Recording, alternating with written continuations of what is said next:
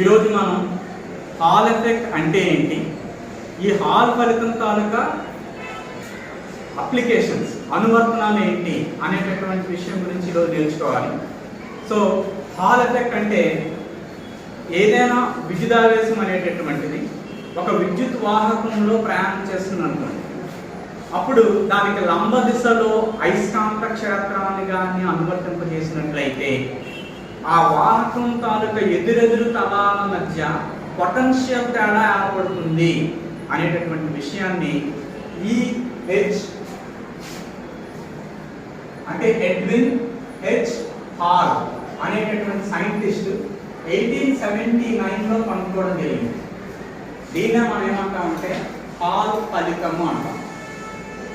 ఏం చేస్తున్నారంటే హాల్ మొట్టమొదటి ఏం కనుక్కున్నారంటే వాహకం వెంబడి విద్యుత్ ప్రవహిస్తున్నప్పుడు, అంటే ఒక విద్యుదావేశం విద్యుత్ వాహకంలో ప్రయాణం చేస్తున్నప్పుడు దానికి లంబ దిశలో కానీ అయస్కాంత క్షేత్రాన్ని అనువర్తింపజేస్తే ఆ వాహకం తాలూకు ఎదురెదురు తలాల మధ్య పొటెన్షియల్ తేడా ఏర్పడుతుంది. ఈ విషయాన్ని ఈహెచ్ ఎడ్విన్ చెప్పారు కాబట్టి ఆ ఎడ్విన్ హెచ్ హాల్ శాస్త్రజ్ఞుల పేరు మీదుగా దాన్ని హాల్ ఫలితము అని అంటున్నాం. దీని తాలూకు మెయిన్ ఉద్దేశం ఏంటంటే పొలారిటీ ఆఫ్ చార్జ్ క్యారేజ్, అంటే ఏ విద్యుదావేశాలు ప్రవహించడం వల్ల మనకి ఏర్పడింది అంటే విద్యుదావేశం యొక్క స్వభావాన్ని తెలుసుకోవచ్చు. అంటే ఆ విద్యుదావేశాలు ధన విద్యుదావేశాలా లేదా రుణ విద్యుదావేశాలా అన్న విషయాన్ని ఈ హాల్ ఫలితం ద్వారా తెలుసుకోవచ్చు. సో దీన్నే మనం డయాగ్రమెటిక్గా కూడా మళ్ళీ మీకు ఒకసారి ఎక్స్ప్లెయిన్ చేస్తాము. ఇక్కడ ఎడ్విన్ హెచ్ హాల్ ఉపయోగించినటువంటి డయాగ్రమెటిక్ ప్రకారాన్ని ఎక్స్ప్లెయిన్ చేస్తే ఒక మెటాలిక్ స్ట్రిప్ ఏదైనా ఒక ఏకరీతి లోహపు పలకను తీసుకోవడం జరిగింది. ఇది ఒక ఏకరీతిగా ఉండేటటువంటి ఒక లోహపు పలక అనుకున్నాం. ఇది ఒక లోహపు పలక. ఇది 3 డైమెన్షనల్గా మనం ఇమాజిన్ చేద్దాము. This is 3 dimensional. ఓకేనా? ఇది ఒక లోహపు పలక. P Q R S M N O. ఇది ఒక యూనిఫామ్ ఉన్నటువంటి మెటాలిక్ స్ట్రిప్. దీంట్లో this is this is X axis అనుకుందాం. ఇది ఎక్స్ యాక్సిస్, దీన్ని వై యాక్సిస్ అనుకుందాం. ఇదేమవుతుంది జెడ్ యాక్సిస్. ఓకేనా? ఈ విధంగా ఉంది. అయితే మీకు సాధారణంగా లోహపు పలకలో విద్యుత్ ప్రవాహం అనేటటువంటిది సాధారణంగా ఎలక్ట్రాన్ల వల్ల జరుగుతుంది. అయితే మనకి ఎలక్ట్రాన్ల వల్ల జరిగిందా లేదా ప్రోటాన్ల వల్ల జరిగిందా అన్న విషయాన్ని తెలుసుకోవడానికి హాల్ ఫలితం. ఓకేనా? సో ఇందులో మనం తీసుకున్నటువంటి లోహపు స్ట్రిప్ తాలూకా ఎక్స్ అక్షం వెంబడి, అంటే along X direction flow of current ఉందనుకున్నాం. అంటే విద్యుత్ వాహకం లోహపు పలక అన్నాం. లోహాలన్నీ విద్యుత్ వాహకాలే కాబట్టి ఈ లోహపు పలక యొక్క ఎక్స్ అక్షం వెంబడి విద్యుత్ ప్రవహిస్తుంది. మనకి ఈ దిశలో విద్యుత్ ప్రవహిస్తే దానికి లంబంగా ఏంటి ఏర్పడుతుంది? అయస్కాంత క్షేత్రం. సో ఇది లంబ దిశ. ఈ లంబ దిశలో మనకి అయస్కాంత క్షేత్రం ఏర్పడింది అనుకుందాం. సో విద్యుత్ వాహకం వెంబడి విద్యుత్ ప్రవహిస్తున్నట్లయితే దానికి లంబ దిశలో అయస్కాంత క్షేత్రం ఉంటే ఆ వాహకం తాలూకా ఎదురెదురు తలాల మధ్య పైన ఒక తలం, ఇది కింద ఒక తలం ఉంది. ఈ 2 తలాల మధ్య ఏం ఏర్పడుతుంది? పొటెన్షియల్ తేడా ఏర్పడుతుంది. నేను ఇది ఒక కండక్టర్, ఒక వైర్ అండి, ఇది ఒక వైర్ తీసుకున్నాము. ఈ రెండింటి మధ్య మనం పొటెన్షియల్ తేడా V, ఇక్కడ V అంటే potential difference, not velocity. Potential తేడా అన్నాం. హాల్ కనుక్కున్నాడు కాబట్టి దీన్ని హాల్ వోల్టేజ్ లేదా హాల్ పొటెన్షియల్ తేడా అంటాము. ఈ హెచ్ సఫిక్స్ లో రాయాలి. ఓకేనా? ఇప్పుడు మళ్ళీ స్టేట్మెంట్ చెప్తున్నాను మీకు. ఏదైనా వాహకము వెంబడి విద్యుత్ ప్రవహిస్తున్నప్పుడు దాని లంబ దిశలో అయస్కాంత క్షేత్రం కానీ అనువర్తింపజేసినట్లయితే ఆ వాహకం యొక్క ఎదురెదురు తలాల మధ్య పొటెన్షియల్ తేడా ఏర్పడుతుంది. ఓకేనా? ఆ పొటెన్షియల్ తేడా ఎప్పుడైతే ఏర్పడుతుందో దాన్ని బేస్ చేసుకొని ఈ విద్యుత్ ఆవేశము అంటే విద్యుదావేశం నుంచి చలించేటటువంటి విద్యుదావేశ కణాలు ఏవైతే ఉన్నాయో అవి ధన విద్యుదావేశాల రుణ విద్యుదావేశాల అనేటటువంటి విద్యుదావేశ స్వభావాన్ని ఈ హాల్ ఫలితం ద్వారా మనం తెలుసుకోవచ్చు. సో దీనికి ఎప్పుడైతే ఈ x అక్షం వెంబడి I ప్రవహిస్తుంది, y అక్షం వెంబడి మనకి B బార్ అనేటటువంటి అయస్కాంత క్షేత్రము అనువర్తింపచేస్తే ఇందులో ప్రవహిస్తున్నటువంటి విద్యుదావేశాలు ఎలక్ట్రాన్లు అనుకున్నాం. ఏదో మనకి ఎలక్ట్రాన్లు అనుకున్నాం. ఎలక్ట్రాన్లు x అక్షం వెంబడి ప్రయాణం చేస్తున్నాయి, ఎంతో కొంత వేగంతో ప్రయాణం చేస్తున్నాయి. దాని వేగము v అనుకుంటాం. విద్యుదావేశాలు q, మనకు తెలిసినటువంటి మామూలు చక్కగా విద్యుదావేశం Q0, అది విద్యుత్ వాహకంలో చలిస్తున్నాయి v బార్ వేగంతో. ఇక్కడ v మార్చాను, ఇక్కడ v మార్చాను. ఈ v పొటెన్షియల్, హాల్ పొటెన్షియల్. ఇదేంటిది? వేగం. ఎందులో ప్రవహిస్తుంది? v బార్ అనేటటువంటి అయస్కాంత క్షేత్రంలో ఈ విద్యుదావేశ కణాలు ప్రవహిస్తున్నాయి, చలిస్తున్నాయి. అప్పుడు ఈ అయస్కాంత క్షేత్రం వల్ల దీంట్లో కలిగేటటువంటి బలము F బార్ ఏ దిశలో ఉంటుంది? ఈ V బార్ కలిగి ఉన్న తలానికి లంబ దిశలో ఉంటుంది. లారెంజ్ ఫోర్స్ లో మనం చెప్పుకుంటాం. కాబట్టి ఫార్ములా ప్రకారం F Q0 into V bar cross V bar. అయితే ఇక్కడ V బార్ బదులుగా VD బార్ అంటాం. VD. ఇక్కడ VD అంటే ఏంటంటే డ్రిఫ్ట్ వెలాసిటీ. డ్రిఫ్ట్ వెలాసిటీ అంటే డ్రిఫ్ట్ వేగము అంటాం తెలుగులో కూడా. ఏంటి డ్రిఫ్ట్ వెలాసిటీ అంటే ఏంటి అంటే మనకి అయస్కాంత క్షేత్రాన్ని మనం ఆ విద్యుదావేశ పూరితమైనటువంటి కణాల మీద అప్లై చేస్తే అవి యాక్సిలరేట్ అవుతాయి. అంటే వేగంలో మార్పు వస్తుంది. వేగంలో మార్పు వచ్చి యాక్సిలరేట్ అయ్యి చలిస్తున్నప్పుడు అవి ఆ విద్యుత్ వాహకంలో ఉండే మిగతా కణాలతో ఢీకొంటాయి.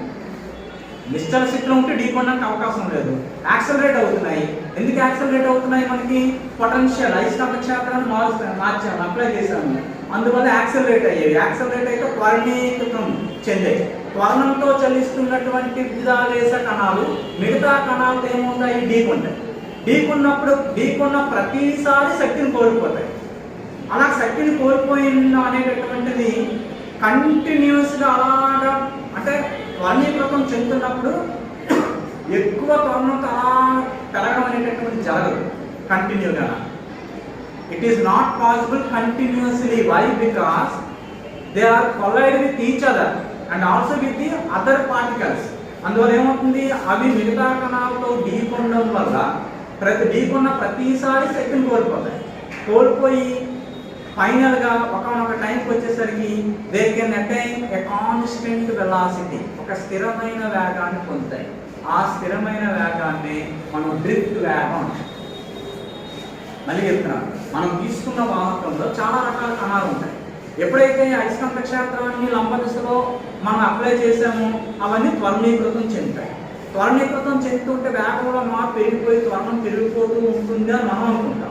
కానీ ఏం జరుగుతుంది? త్వరణం పెరుగుతున్నప్పటికీ అవి మిగతా కణాలతో ఢీకొనడం వల్ల ఢీకొన్న ప్రతిసారి శక్తిని కోల్పోతాయి. శక్తిని కోల్పోయి అలా ప్రతి కణంతో ఢీకొంటుంటే ప్రతి శక్తిని కోల్పోతూ ఉంటుంది. కాబట్టి చివరగా అవి ఒక స్థిరమైన వేగాన్ని పొందుతాయి. ఆ స్థిరమైన వేగాన్ని డ్రిఫ్ట్ వేగము VD అంటాం. ఓకేనా? So F Q0 into VD bar cross V bar. ఇక్కడ ఈ డ్రిఫ్ట్ వేగానికి అయస్కాంత క్షేత్రానికి ఈ రెండు కలిగి ఉన్న తలానికి లంబ దిశలో పనిచేస్తుంది ఆ బలం, విద్యుత్ అయస్కాంత బలం ఆ ఆరెంజ్ ఫోర్స్ ప్రకారంగా. సో లంబ దిశ అంటే Z, ఈ దిశలో ఫోర్స్ F అనేటటువంటి పనిచేస్తుంది. పనిచేస్తే ఇందులో మనం చార్జ్ క్యారీస్ ఏమనుకున్నాం? ముందు విద్యుదావేశ కణాలు ఏమనుకున్నాం? ఎలక్ట్రాన్లు అనుకున్నాం. అప్పుడు ఈ ఎలక్ట్రాన్లు అన్నీ కూడా ఈ విద్యుత్ వాహకంలో ఈ లోహపు పలకలో ఉన్నటువంటి ఎలక్ట్రాన్లు అన్నీ they are deposited at upper surface of the metallic strip.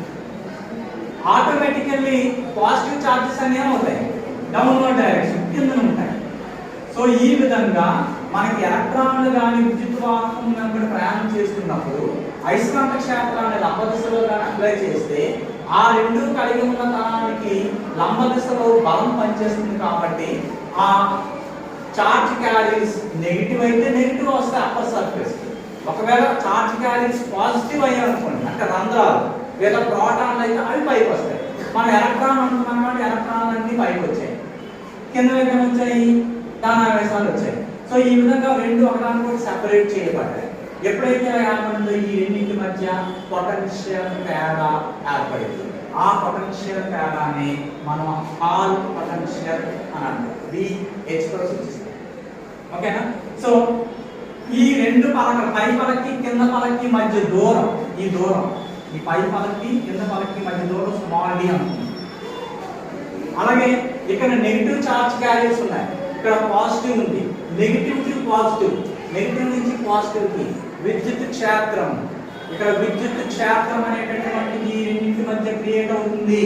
ఆ విద్యుత్ క్షేత్రాన్ని మనం హాల్ ఎలక్ట్రిక్ ఫీల్డ్ అంటాం. విద్యుత్ క్షేత్రాన్ని హాల్ విద్యుత్ క్షేత్రం అంటాం. మనం తీసుకున్నటువంటి ఆవేశం ఏదో ఇక్కడ ఉంది. ఈ ఆవేశం అనేటటువంటిది v బార్ వేగంతో x అక్షం దిశలో వెళ్తుంది. ఏ దిశలో పనిచేస్తుంది? ఫోర్స్ లంబంగా పైకి పనిచేస్తుంది, పై దిశలో పనిచేస్తుంది. అందువల్ల నెగిటివ్ ఎలక్ట్రాన్స్ అన్ని ఒక తరానికి వస్తాయి, ధనావేశాలన్నీ కిందకు వస్తాయి. ఈ రెండింటి మధ్య పొటెన్షియల్ తేడా ఏర్పడింది.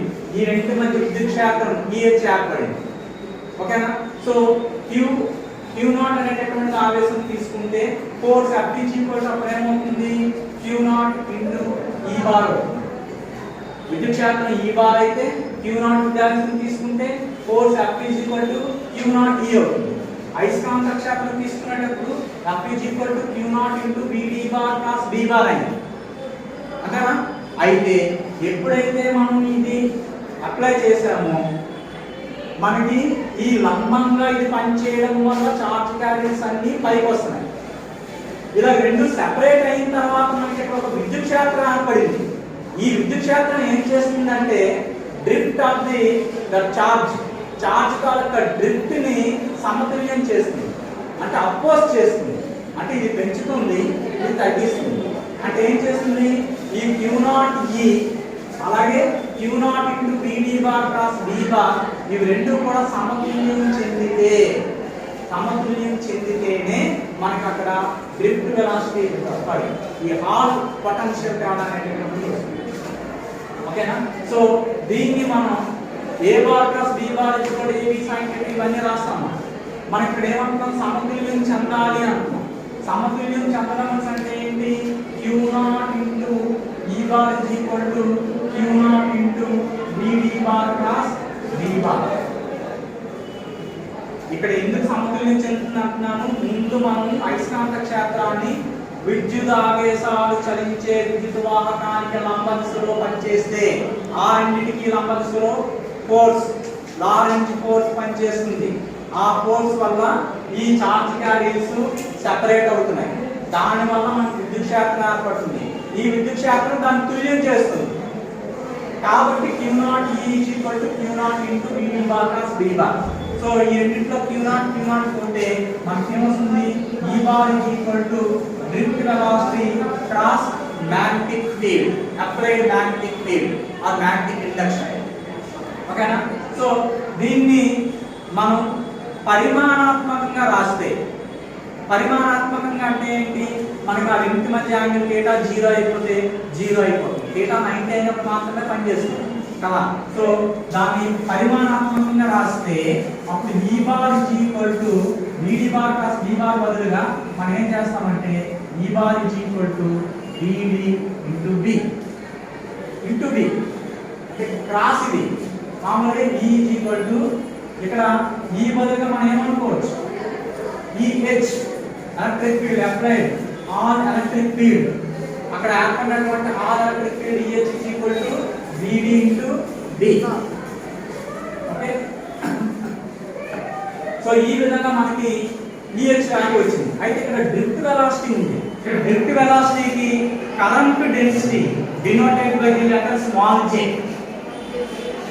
j తో సూచిస్తాం. Current density current density J is equal to I/A. అంటే ప్రమాణ వైశాల్యానికి గల విద్యుత్ ప్రవాహ విలువ లేదా కరెంటు విలువ. కరెంటు బై విద్యుత్ మనం తీసుకున్నటువంటి పలక వైశాల్యం, ఈ రెండింటిగా నిష్పత్తి కరెంట్ డెన్సిటీ ఇస్తుంది. ఈ కరెంట్ డెన్సిటీకి డ్రిఫ్ట్ వెలాసిటీ అంటే చెప్పాను. ఈ రెండింటికి మధ్య రిలేషన్ ఏంటంటే current density J is equal to VdNQ. Vd అంటే డ్రిఫ్ట్ వేగము, N అంటే ఏంటంటే ప్రమాణ ఘనపరిమాణానికి గల విద్యుదావేశాల సంఖ్య. Charge carries per unit volume. Charge carries per unit volume అంటే ప్రమాణ ఘనపరిమాణానికి ఎన్ని విద్యుదావేశాలు ఉన్నాయి దాన్ని N అంటారు. Q అంటే విద్యుదావేశం, Vd అంటే డ్రిఫ్ట్ వాల్యూ.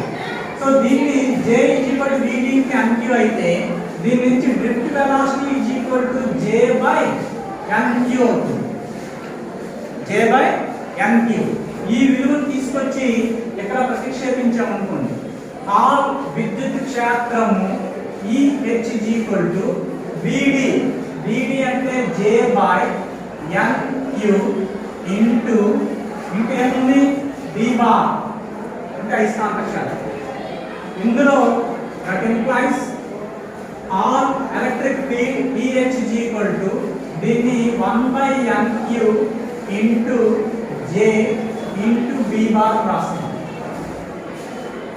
ఇందులో కరెంట్ డెన్సిటీ అలాగే అనువర్తించబడినటువంటి అయస్కాంత క్షేత్రము ఈ రెండింటిని అలాగే అందులో ఏర్పడినటువంటి విద్యుత్ క్షేత్రం ఈ మూడింటిని కనుక్కోవడం ద్వారా దీన్ని నిర్ణయించవచ్చు. ఈ 1/NQ N అంటే చెప్పాను ప్రమాణ ఘనపరిమాణానికి గల విద్యుత్ ఆవేశాల సంఖ్య అంటే number of charge carriers. The charge carriers may be electrons or may be protons. అవి ఎలక్ట్రాన్లు అవ్వచ్చు లేదా రంధ్రాలు అవ్వచ్చు, ఏవైతే అవి అలాగే చార్జ్. సో దీన్నే ఈ 1/NQ ని మనం ఏమంటామంటే some constant RH into J into V. దీన్నే హాల్ కాన్స్టెంట్ లేదా హాల్ గుణకము అంటారు. హాల్ స్థిరాంకము లేదా హాల్ గుణకము. దీని నుంచి ఈ hall గుణకము RH is equal to EH by J into V bar. ఈ హాల్ గుణకాన్ని ఎలా డిఫైన్ చేస్తాము? హాల్ విద్యుత్ క్షేత్రానికి నేటి J అంటే కరెంట్ డెన్సిటీ, విద్యుత్ ప్రవాహ సాంద్రత మరియు అయస్కాంత క్షేత్రాల లబ్ధం. ఈ లబ్ధము విద్యుత్ క్షేత్రం దీని నిష్పత్తిని మనం హాల్ గుణకము అంటాం. ఈ హాల్ గుణకము విలువ ధనాత్మకమైనప్పుడు చార్జ్ క్యారీస్ పాజిటివ్ అంటే రంధ్రాల వల్ల జరిగింది లేదా ప్రోటాన్ల వల్ల జరిగింది అని. అలా కాకుండా ఈ RH వాల్యూ నెగిటివ్ అయిందనుకోండి, చార్జ్ క్యారీస్ ఏమవుతాయి? ఎలక్ట్రాన్లు అవుతాయి. సో ఈ విధంగా విద్యుత్ వాహకంలో చలించేటటువంటి విద్యుదావేశ కణాల యొక్క స్వభావం అంటే ఇక్కడ ధనావేశాల రుణావేశాల అన్న విషయాన్ని హాల్ గుణకం ద్వారా తెలుసుకోవచ్చు. హాల్ గుణకము రుణాత్మకమైతే ఎలక్ట్రాన్లు, హాల్ గుణకము ధనాత్మకమైతే ప్రోటాన్లు. అయితే ఇక్కడ ఈ EH వాల్యూ ఎలా కనుక్కుంటాము? ఈ EH వాల్యూ ఎలా కనుక్కుంటామంటే ఇక్కడ మనకి potential difference V, electric field intensity E and the distance between the two plates is D. పైన ఉన్న పలకకి కింద ఉన్న పలకకి మధ్యలో దూరం D. అయితే అక్కడ పొటెన్షియల్ తేడా V, విద్యుత్ క్షేత్రం E అయితే V is equal to ED. ఈ ఫార్ములా ప్రకారంగా ఇక్కడ పొటెన్షియల్ తేడా VH, ఇక్కడ విద్యుత్ క్షేత్రం EH. కాబట్టి EH is equal to VH by D. VH అనేటటువంటిది మనం ఇక్కడ కనుక్కోవడం జరుగుతుంది. ఈ పొటెన్షియల్ తేడా D ఈ రెండు పలకల మధ్య దూరం తెలుసు. ఈ విలువ ప్రతిక్షేపిస్తే మనకి ఆల్ విద్యుత్ క్షేత్రం EH వాల్యూ వస్తుంది. నెక్స్ట్ J కావాలి. J అంటే ఏంటనుకున్నాం? Current density. విద్యుత్ ప్రవాహ సాంద్రత J I/A. I అంటే ఏంటి? ఇందులో ప్రవహిస్తున్నటువంటి విద్యుత్ ప్రవాహం కరెంట్ విలువ ఎక్స్ట్రాక్షన్ వెంబడి ఎంత ప్రవహిస్తుంది. అలాగే ఈ పలకతాలకు అడ్డుకోత వైశాల్యం A, ఆ విలువలు ప్రతిక్షేపించి కరెంట్ డెన్సిటీని కనుక్కోవచ్చు. ఇవి రెండు ఎప్పుడైతే వచ్చాక B బార్ అయస్కాంత క్షేత్రం, దీని గాస్ మీటర్ అని ఉంటుంది. గాస్ మీటర్ ఉపయోగించి B బార్ విలువ కనుక్కుంటాం. ఈ మూడు విలువలు కనుక్కొని ఇందులో ప్రతిక్షేపిస్తే హాల్ గుణకం విలువ నెగిటివ్ వస్తే విద్యుదావేశ కణాలు ఎలక్ట్రాన్లు, పాజిటివ్ వస్తే విద్యుత్ వాహక కణాలు ప్రోటాన్లు అని తెలుస్తుంది. ఈ విధంగా మనం ఈ హాల్ ఫలితాలను ఉపయోగించి విద్యుదావేశ కణాల యొక్క స్వభావాన్ని తెలుసుకోవచ్చు. అయితే దీంతో అనువర్తనాలు కూడా అడుగుతున్నారు. హాల్ ఫలితం యొక్క అనువర్తనాలు తెలపండి అని. మనకి హాల్ ఫలితం యొక్క అనువర్తనాలు అనగానే ఫస్ట్ పాయింట్ మీరు ఏం రాయొచ్చు? విద్యుత్ వాహకంలో చలించేటటువంటి కణాల యొక్క స్వభావం తెలుసుకోవచ్చు. అవి ధనావేశాల రుణావేశాల అనేటటువంటి ఒక విషయాన్ని ఫస్ట్ ఆ పాయింటే దాని ముఖ్య ఉద్దేశం ఏదైతే ఉందో అదే విషయాన్ని మనం ఫస్ట్ అప్లికేషన్ కింద మనం రాయొచ్చు. ఇంకా సెకండ్కి వచ్చేసరికి మన దగ్గర ఉన్నటువంటి ఈక్వేషన్ RH/J/B లేదా మనకి ఈ ఫార్ములా తీసుకోవచ్చు డైరెక్ట్ గా. EH/VD/B. VD బదులుగా మనం ఇది కూడా రాస్తున్నాం కదా. ఈ విలువను ఉపయోగించి మనం ఫర్ ఎగ్జాంపుల్ కరెంట్ డెన్సిటీ విలువ, ప్రమాణ ఘనపరిమాణానికి గల విద్యుత్ వాహకాల సంఖ్య, విద్యుదావేశం Q, B బార్, గాస్ మీటర్ ఉపయోగించి మళ్ళీ ప్రతిక్షేపిస్తే మనకేమొస్తుంది అంటే విద్యుత్ క్షేత్రాన్ని కనుక్కోవచ్చు. అది సెకండ్ అప్లికేషన్. EH విలువ, J విలువ, MQ ఇవి ప్రతిక్షేపించామనుకోండి అప్పుడే వస్తుంది. సో B బార్ విలువ కనుక్కోవచ్చు. అది థర్డ్ అప్లికేషన్. ఈ విలువని ఇక్కడ మనకి J కరెంట్ డెన్సిటీ I/A, అలాగే N Q ఈ విలువను ప్రతిక్షేపించామనుకోండి అప్పుడేమొస్తుంది VD అంటే డ్రిఫ్ట్ వెలాసిటీ. డ్రిఫ్ట్ వెలాసిటీ అంటే కణాల యొక్క డ్రిఫ్ట్ వేగాన్ని తెలుసుకోవచ్చు. ఓకేనా? అలాగే ఈ NQ N వాల్యూ కావాలనుకుంటుంది. N ఎక్కడికి వెళ్ళిపోతే J/VD/Q. ఈ J విలువని VD విలువని అంటే M J/VD/Q కరెంట్ డెన్సిటీ అలాగే డ్రిఫ్ట్ వెలాసిటీ ఈ విలువను ప్రతిక్షేపిస్తే ప్రమాణ పరిమాణానికి గల విద్యుత్ వాహకాల సంఖ్యను కూడా తెలుసుకోవచ్చు. So these are all the applications of Hall effect. But the main important of this Hall effect is to know the polarity of the charge carriers. Polarity అంటే ఏంటంటే స్వభావం. మనం తీసుకున్నటువంటి విద్యుత్ వాహకంలో ఏ విద్యుదావేశాలు అంటే ధనావేశాల ప్రవాహం వల్ల జరుగుతుందా రుణావేశాల ప్రవాహం వల్ల జరుగుతుందా అనే విషయాన్ని హాల్ ఫలితం ద్వారా తెలుసుకోవచ్చు. So this is the what is hall effect and it's application అంటే ఈ క్వశ్చన్ కాన్సెప్ట్ రాయాల్సి ఉంటుంది.